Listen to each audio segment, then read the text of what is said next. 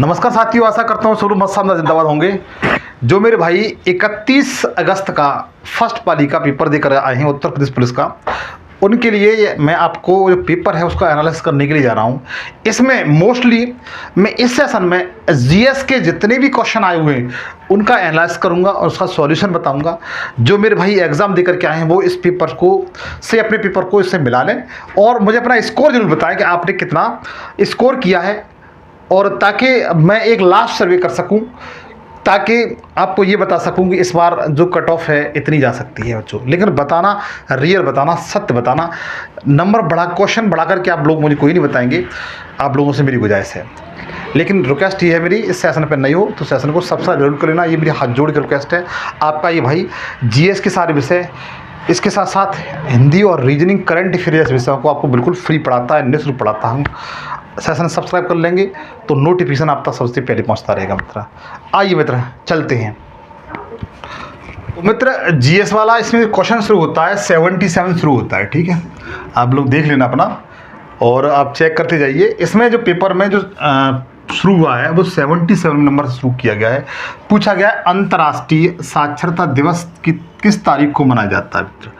ये क्वेश्चन आपको विश्वास नहीं हुआ मित्र, आज मैंने एक सेशन डाला था सुबह, आज 31 अगस्त है। 31 अगस्त की एक सेशन देख लीजिए करके, उसमें मैंने आपको बताया है कि राष्ट्रीय शिक्षक दिवस कब मनाते हैं और अंतर्राष्ट्रीय शिक्षक दिवस कब मनाते हैं। आज की सेशन में मैंने बताया था सुबह, जाके देख लीजिए अगर आपको विश्वास नहीं हो तो देखिए 8 सितंबर को हम लोग क्या मनाते हैं तो बता दीजिएगा। अंतर्राष्ट्रीय शिक्षक साक्षरता दिवस के रूप में हम लोग क्या करते हैं, सेलिब्रेट करते हैं बच्चों, ठीक है। अगला क्वेश्चन है 78 बच्चों। IMF जिसे अंतर्राष्ट्रीय मनी फंड कहते हैं, अंतर्राष्ट्रीय मुद्रा कोष कहते हैं, इसमें भुगतान संतुलन नियमावली के अनुसार वस्तुओं के आयात और निर्यात ... प्रस्तुत किया जाता है। तो मित्र एक्स वर्ष के आधार पर क्या किया जाता है, इसे निर्धारित किया जाता है बच्चों, ठीक है। उसके बाद 79वां क्वेश्चन दिया हुआ है, भारतीय संविधान का कौन सा अनुच्छेद मतलब आर्टिकल 340 किससे संबंधित है। ये क्वेश्चन दिया हुआ है, भारतीय संविधान का जो आर्टिकल है 340 वो किससे संबंधित है। तो ध्यान रखिएगा, ये पिछड़ा वर्ग आयोग जो NCBC है, कौन सा है, NCBC है, पिछड़ा वर्ग आयोग है, उसका वर्णन भारतीय संविधान के आर्टिकल 340 में किया गया है। जबकि SC अनुसूचित जाति जो आयोग है इसका वर्णन आर्टिकल 338 में किया गया है और 338 में ST आयोग का वर्णन किया गया है। लेकिन NCBC है जो पिछड़ा वर्ग आयोग है, इसका वर्णन आर्टिकल 340 में किया गया है। अर्थात इसका ए बिल्कुल राइट आंसर। आप लोग मिला लीजिए, आप क्वेश्चन अपना देख सकते हैं भाई, ठीक है। आगे चलते हैं। आगे दिया हुआ है, आगे क्वेश्चन दिया हुआ है 80वां क्वेश्चन। 80वां क्वेश्चन है मेरे भाई, वो ये है, भारत में रेड कॉरिडोर क्या है। ये पूछा गया, भारत में रेड कॉरिडोर क्या है, लाल गलियारा क्या है, ये पूछा गया है। आपको रेड का मतलब खतरनाक चीज़ होती है, तो इसमें खतरनाक चीज़ आपको क्या दिखाई दे रही है, मैंने इस तरीके से बताया था। तो नक्सलवादी या माओवादी ये खतरनाक होते हैं, ठीक है, या उग्रवादी से प्रभावित क्षेत्रों क्या कहते हैं, रेड कॉरिडोर कहा जाता है। इंडिया में रेड कॉरिडोर का मतलब ये होता है ऐसा क्षेत्र जो नक्सलवाद और माओवादी या उग्रवाद से प्रभावित क्षेत्र होता है, उसे रेड कॉरिडोर के नाम से जाना जाता था। ये क्वेश्चन मैंने बताया था बच्चों, करंट अफेयर में बताया है, वैसे ही बताया है। तो 80 में का आप लोग मिला लीजिएगा, डी बिल्कुल राइट आंसर है। डी इस क्वेश्चन का बेहतर और राइट आंसर है। आप लोग चेक कर लीजिएगा, क्या आपने यही क्वेश्चन सही लगाया है तो मुझे ज़रूर बताएंगे, हाँ सर मैंने यही लगाया था, मुझे ऑलरेडी पहले पता था। आप ईमानदारी से मुझे बताएंगे कि आपका स्कोर कितना जा रहा है, हिंदी में कितने हैं, रीजनिंग में कितने हैं, मैथ में कितने हैं, और जीएस तो मैं आपको करा ही रहा हूँ कितने हैं मित्र, ठीक है। तो नक्सलवादी, माओवादी, उग्रवादी क्षेत्र प्रभावित होते हैं। 80 क्वेश्चन का डी बिल्कुल राइट आंसर है बच्चों, ठीक है। लेकिन 81वां क्वेश्चन है भाई, इसे आप एक बार देख लीजिएगा, ठीक है। मैंने इस पर ज़्यादा माथापंची नहीं की है, लेकिन इसे आप एक बार देख लेंगे 81 वाले पे, ठीक है। अगला क्वेश्चन है 82वां क्वेश्चन है, और ये क्वेश्चन मैंने बताया भी था। भारत में राज्य स्तर पर जो वेट होता है, वैल्यू एडेड टैक्स होता है, किस वर्ष लागू किया गया था, ये पूछा गया है। किस वर्ष लागू किया गया था। लेकिन अब देखो वैट समाप्त कर दिया गया है, वैट को समाप्त कर करके अब जीएसटी कर दिया गया है, जीएसटी के बाद जीएसटी को उसमें शामिल कर दिया गया है। तो जो राज्य स्तर पर जो वैट लागू किया गया था वर्ष 2005 में लागू किया गया था। ये इस क्वेश्चन का बिल्कुल राइट आंसर है, ये इस क्वेश्चन का बेहतरीन और राइट आंसर है। अगला जो 83वां क्वेश्चन है, इसे मैंने 1000 बार बताया है कि भारतीय संविधान की किस अनुसूची में अनुसूचित जाति, अनुसूचित क्षेत्रों और अनुसूचित जनजाति क्षेत्रों के प्रशासन और नियंत्रण के संबंध का क्या है प्रावधान है, ये पूछा गया है। तो ये किस अनुसूची में है? आपको पता है 12 अनुसूचियां हैं, 12 अनुसूची में ये एक सूची है कोई, जिसमें अनुसूचित जो क्षेत्र होते हैं, जो जनजातियां होती हैं, उनका जो प्रशासन होता है उसके सिस्टम के बारे में बताया गया है। तो इसका वर्णन मित्र जो 5वीं अनुसूची है, कौन सी 5वीं अनुसूची है, उसमें बताया गया है। डी ऑप्शन इस क्वेश्चन का बिल्कुल राइट आंसर है भाई। ठीक है, अगला है 84वां, इसमें से किसके सप्तांग राजनीतिक तर्कसंगतता का सिद्धांत प्रतिपादित करता है? मतलब ये आपके 4 विद्वानों के नाम दिए हुए हैं, इसमें जो सप्तांग है जिसे राजनीतिक तर्कसंगतता का सिद्धांत प्रतिपादित करता है, ऐसा वो व्यक्ति कौन है? तो मित्र ये जो कौटिल्य हैं, कौटिल्य ने जो अर्थशास्त्र पुस्तक लिखी है, कौन सी अर्थशास्त्र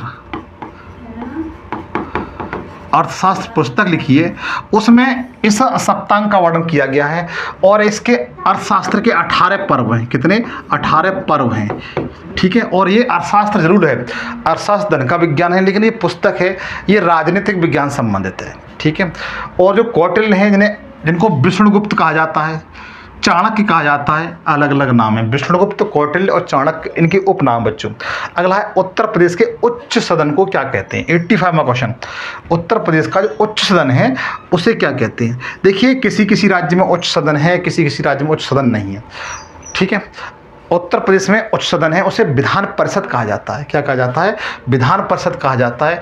निम्न सदन को विधान सभा कहा जाता है, लेकिन जो उच्च सदन है उसे क्या कहा जाता है? विधान परिषद कहा जाता है। हम लोग सी ऑप्शन की ओर जाएंगे। सी क्वेश्चन का बेस्ट और राइट आंसर है मेरे भाई। आशा करता हूँ ये बातें समझ में आ रही होंगी, और आपने जितने क्वेश्चन किए होंगे आप चेक कर लीजिए आपने कितने क्वेश्चन सही कर दिए। मैंने लगभग 10 क्वेश्चन बता दिए आपको, आप आगे बताने का प्रयास कर रहा हूँ मैं, आप लोगों को बताना है कितना आपने सही कर दिया। अब 86वां क्वेश्चन इसमें दिया हुआ है, साइंस का क्वेश्चन है मेरे भाई। ठीक है, पूछा गया है निम्न में से कौन सा कथन क्वांटम उलझाव की अवधारणा का सबसे अच्छा वर्णन करता है? ये पूछा गया है। तो ध्यान रखना, इस क्वेश्चन का जो राइट आंसर डी है। यह एक ऐसी घटना है जिसमें कण इस प्रकार एक दूसरे से जुड़े रहते हैं कि एक कण की अवस्था दूसरे कण की अवस्था को तुरंत प्रभावित करती है, चाहे उनके बीच की दूरी क्यों ना हो। तो इसका डी बिल्कुल राइट आंसर बच्चों। ठीक है, बात बाकी आप मिला लीजिए, कोई दिक्कत नहीं, मैंने आपको इतने क्वेश्चन करा दिए भाई। ठीक है, अब देखिए आगे, देखिए आगे क्वेश्चन दिया हुआ है, सिंपल क्वेश्चन है, टफ क्वेश्चन नहीं है। पूछा ये गया है जो नागालैंड है भारत का पूर्वोत्तर राज्य है, और जो नागालैंड है, नागालैंड का गठन की बात की जाए तो 1963 में अलग बना था और 65 में इस राज्य का गठन किया गया था। ठीक है, पूछा गया इसकी राजधानी कौन सी है? इसकी जो राजधानी है मित्र वो कोहिमा है। कौन सी है? कोहिमा है। हम लोग सी ऑप्शन की ओर जाएंगे। और यहाँ की जो राजभाषा है वो अंग्रेजी है, इस बात को भी ध्यान रखेंगे। यहाँ की जो राजभाषा है वो क्या है? अंग्रेजी है। बट नागालैंड राज्य का गठन कब हुआ था? तो बता सकते हैं 1965 में बच्चों। ठीक है, पूछा गया है अगला क्वेश्चन 88वां क्वेश्चन है, बेहतरीन क्वेश्चन है, मैंने कराया है इस क्वेश्चन को एक बार नहीं हजारों बार, कि जो 2021 में COP26 जलवायु सम्मेलन की मेजबानी किस देश ने की थी? ये पूछा गया है। मैं 2021 की बता सकता हूँ, 2022 की बता सकता हूँ, 2023 की बता सकता हूँ और 2024 की बता सकता हूँ। ठीक है, बट इसमें 2021 की पूछी गई है। तो बताइए ये यूके में की गई थी। यूके मतलब यूनाइटेड किंगडम में। किसमें? यूनाइटेड किंगडम में इसकी मेजबानी की थी। आप लोग याद रखेंगे बेहतरीन तरीके से। ठीक है बच्चों, अगला है 89वां क्वेश्चन है, लैंगिक समानता, महिला सशक्तिकरण और महिलाओं के खिलाफ भेदभाव और हिंसा को खत्म करने के लिए किस शब्द को परिभाषित किया जाता है? ठीक है, तो इसका जो राइट आंसर है वो ब्लैक लाइव्स मैटर आंदोलन है। कौन सा? ब्लैक लाइव मैटर आंदोलन है। डी ऑप्शन की ओर जाएंगे। डी इस क्वेश्चन का बेहतर और राइट आंसर बच्चों। ठीक है, 89 क्वेश्चन करा दिए मैंने इसमें। 90वां क्वेश्चन है आपकी स्क्रीन पे दिया हुआ है। पूछा यह गया है प्रसिद्ध भारतीय उपन्यास गोदान के लेखक कौन है? सिंपल क्वेश्चन है, कक्षा 9-10 में आपने पढ़ा होगा। कवन गोदान, ये मुंशी प्रेमचंद ने लिखी है। ठीक है, हम लोग डी ऑप्शन की ओर जाएंगे। मतलब गोदान किसकी बुक है तो बता सकते हैं मुंशी प्रेमचंद जी की। अगला है त्रैमासिक समाचार पत्र साइबर प्रवाह किस मंत्रालय द्वारा शुरू की गई एक पहल है, ये पूछा गया है। 91वां क्वेश्चन है। तो मतलब होम मिनिस्ट्री ने शुरू की है, किसने? गृह मंत्रालय ने इसे शुरू किया गया था बच्चों, ठीक है। गृह मंत्रालय की ये पहल है साइबर प्रवाह, होम मिनिस्ट्री की पहल है। हम लोग ए ऑप्शन की ओर जाएंगे, ठीक है। आप लोग देख लीजिएगा। अगला क्वेश्चन दिया हुआ है 92वां क्वेश्चन।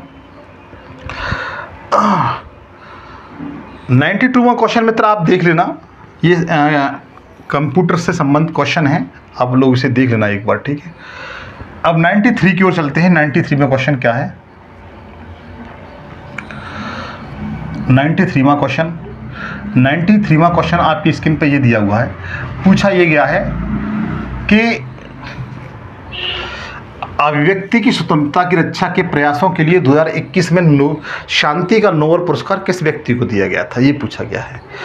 जो 2021 में शांति के लिए शांति का नोबेल पुरस्कार किसे दिया गया था, ये पूछा गया है। तो 2021 में जिस व्यक्ति को दिया गया था वो किसी देश का प्रधानमंत्री था, राष्ट्राध्यक्ष था। वो किसका था? नाइजीरिया का था। और नाइजीरिया के प्रधानमंत्री कौन थे? अबी अहमद। कौन थे मेरे भाई? अबी अहमद थे। इनको 2021 में शांति के क्षेत्र में क्या दिया गया था? नोबेल पुरस्कार प्रदान किया गया था बच्चों, ठीक है। इसलिए इस क्वेश्चन की ओर हम जाएंगे, डी ऑप्शन की ओर जाएंगे। अगला क्वेश्चन दिया हुआ है 93 मैंने बता ही दिया। 94वां क्वेश्चन है SIT का मतलब क्या होता है, इसकी फुल फॉर्म क्या होती है, ये पूछा गया है। SIT की फुल फॉर्म क्या होती है? तो SIT की फुल फॉर्म होती है satellite interaction television experiment. Satellite interaction television experiment इसकी फुल फॉर्म होती है बच्चों, याद कर लेना, ठीक है। आप लोग मिला लीजिए, आपने ये क्वेश्चन सही किया है गलत किया है। मैं जानता हूँ थोड़ा फुल फॉर्म हो सकता है पूछ ली जाती है कभी कभी, हालांकि उत्तर प्रदेश पुलिस में ये पूछी गई हैं। तो SIT की फुल फॉर्म है सैटेलाइट इंटरेक्शन टेलीविज़न एक्सपेरिमेंट, इसका फुल फॉर्म है। 94 का हम लोग सी ऑप्शन की ओर में जाएंगे, ठीक है। अगला दिया हुआ है संयुक्त अरब अमीरात, जिसे UAE कहा जाता है। क्या कहा जाता है? UAE, संयुक्त अरब अमीरात, जिसे federation of United Arab Emirates कहा जाता है। इसकी राजधानी क्या है? मैं जानता हूँ इसकी राजधानी लोगों ने दुबई लगाई होगी, गलत लगाई है वो, ठीक है। इसकी राजधानी अबू धाबी है। क्या है? अबू धाबी इस क्वेश्चन का बिल्कुल राइट आंसर है।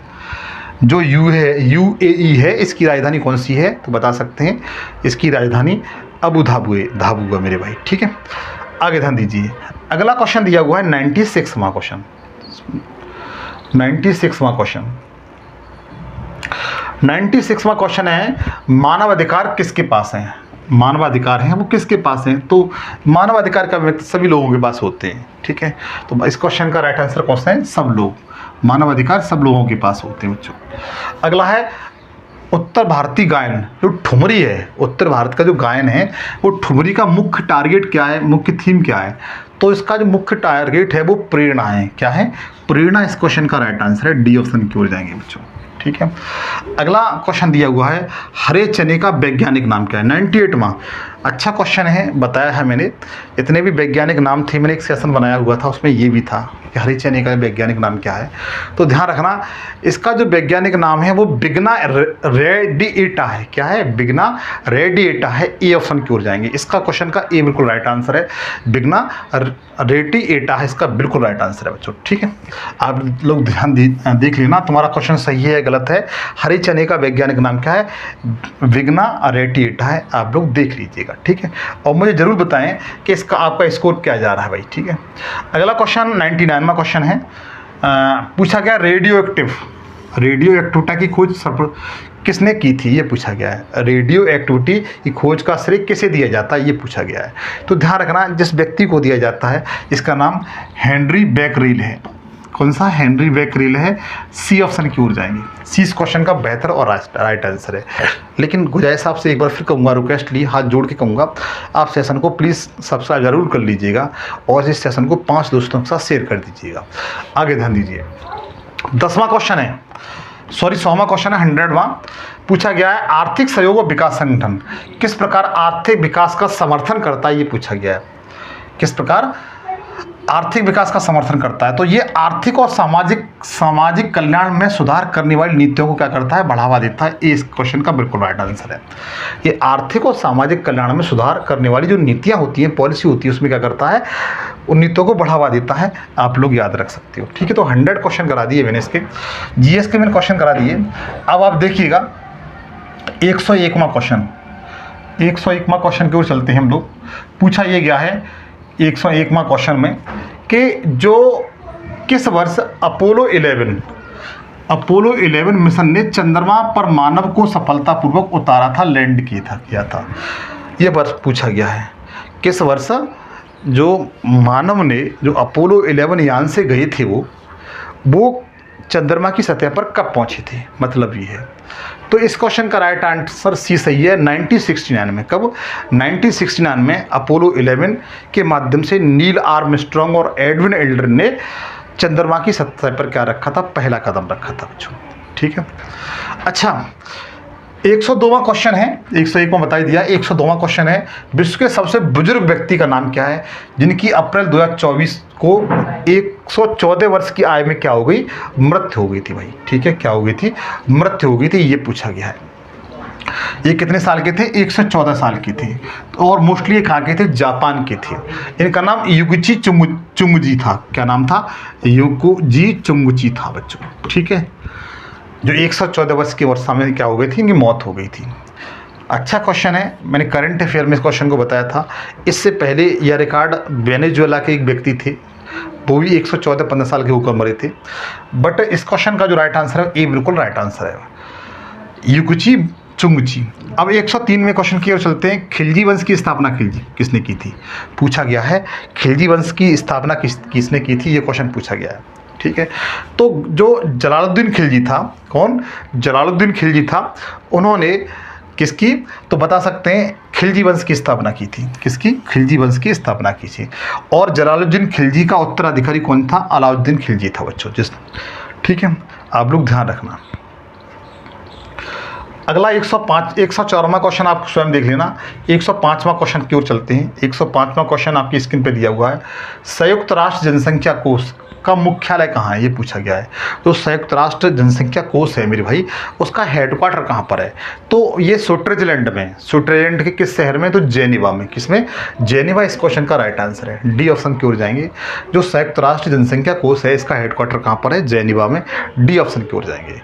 अगला क्वेश्चन है 106वां क्वेश्चन। 105वां बता ही दिया मैंने। 106वां क्वेश्चन दिया हुआ है, स्वर्ण क्रांति का संबंध किसके उत्पादन से है।